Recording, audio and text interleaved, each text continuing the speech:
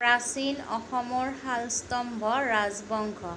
শালস্তম্ভ বংশ ৭ম শতিকাৰ মাজভাগত শালস্তম্ভ নামৰ এজন ৰজাই প্ৰতিষ্ঠা কৰে। তেওঁ প্ৰাগজ্যোতিষপুৰৰ পৰা ৰাজধানী তুলি নি বৰ্তমান তেজপুৰৰ ওচৰৰ হাৰুপেশ্বৰ নামে ঠাইত পাতে।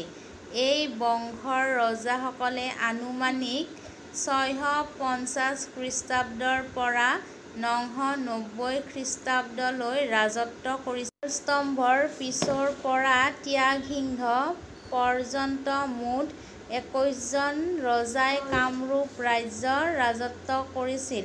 ৰত্নপালৰ তামৰফলিত শালস্তম্ভক ম্লেচ্ছৰাজ বোলা হৈছে। ড ডুম্বৰুধৰ নাথৰ মতে শালস্তম্ভ চুতীয়া জাতিৰ লোক।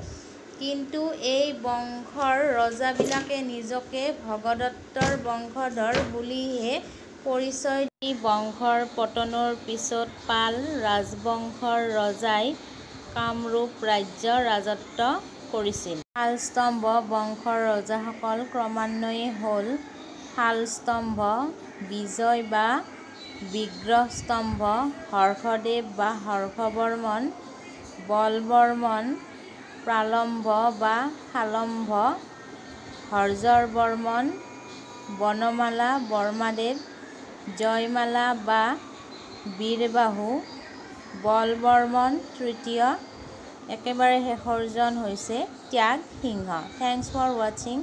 Like, subscribe and